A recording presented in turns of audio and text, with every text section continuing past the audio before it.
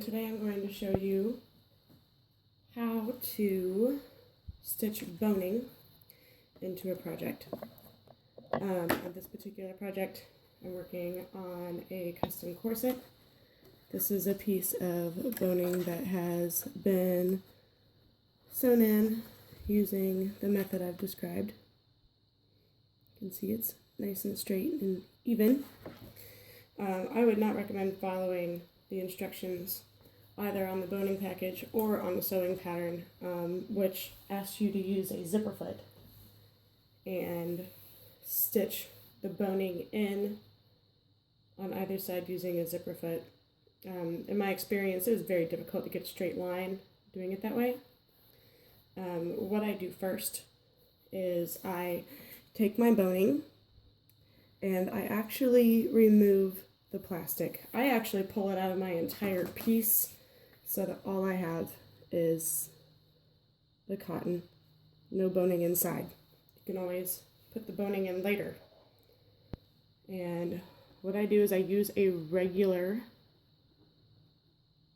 presser foot. And if you're a quilter and you're familiar with stitch in a ditch, this will be quite easy for you. You're going to line up the boning and the seam that you're stitching the boning to. I've got my seam, which is this here, and then the seam of the boning. There's one on each side, and you're going to do both sides, but I want to line mine up so that the seam and the boning is running right alongside the seam. So the boning is supposed to go in about 1 inch down from the top edge. So I line my boning up with my seam, but I'm going to actually start stitching a little bit before my boning because I want the stitch detail to go all the way into the top seam. I don't want the stitch to just like disappear, you know, like here, and then I've got a section of blank fabric and then what is going to be is a top binding holding it together. So I want to stitch in a little earlier than I actually hit my boning, which will take some practice. But you line it up.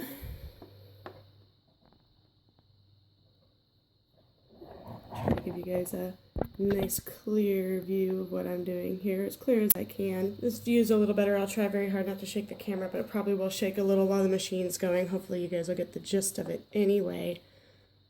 So I've got my seam of my fabric right here, the seam of the binding, and you're going to stitch in a ditch on the binding seam.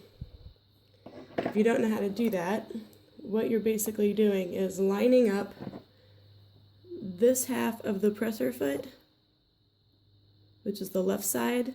There's a little split in the middle, and you're going to run the edge of that split on the left side along this seam. Just move slow, a stitch at a time. I can do mine a little faster, but I will go slow for you on purpose. Just very slowly do a few stitches. I lift my foot, get my binding in there, and the left side of my presser foot is running along this seam where there's a stitch.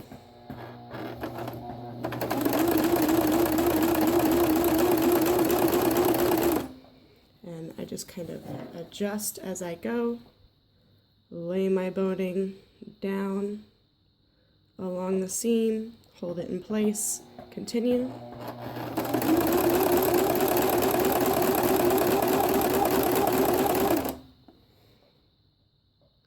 Lay down the seam, run that left side along my seam.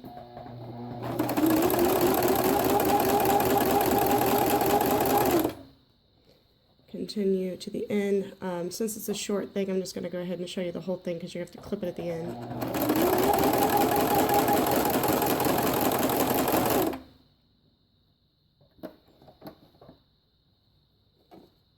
Quilters will love this technique because it feels just so easy in comparison to trying to do this with the boning in.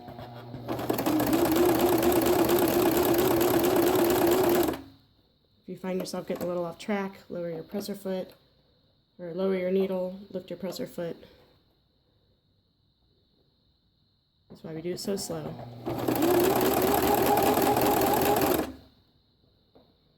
And now I'm getting really close to the end here.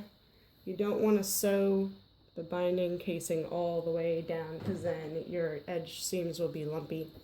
Lower your needle, lift your foot, trim your casing.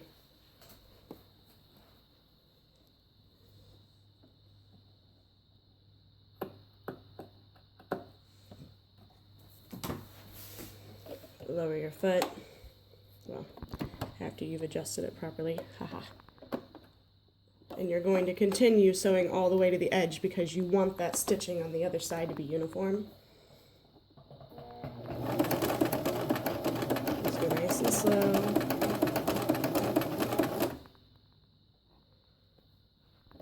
Lift your needle.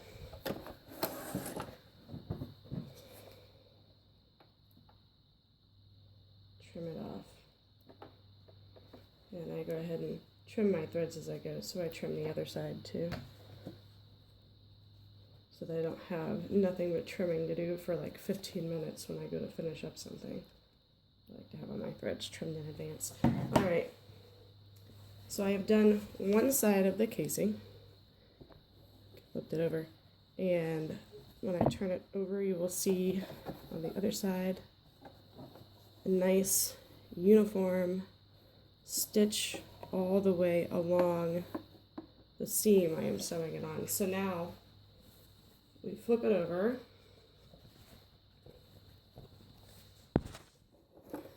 put it back in the machine to sew down the other side of the casing. The great thing is there's no trimming to do this time. So line up your foot with where you want your stitching to go, which is before the casing, left side lined up to go here on the other side of the casing. Lower the needle. Very carefully do a few stitches because you've got to adjust the presser foot when we get to the casing. See, it's started to pucker up the casing, so we lift the foot. After you've got your casing done, you'll slip your boning in the end and work it into your casing. You'll go about 1/4 of an inch from the end on the other side. You'll stop, but much prettier seams on this. So I would suggest trying this method. You have to go slow, you have to take some practice, but your seams will be so much prettier and uniform when you're done than trying to do this with a zipper foot and stitch along the side. I've not been able to get a perfectly straight stitch ever that way because boning does move around inside this casing, and so your needle moves with the boning. So anyway, if you have any questions, please post. Any suggestions, please post. And thanks a lot. Have a great day.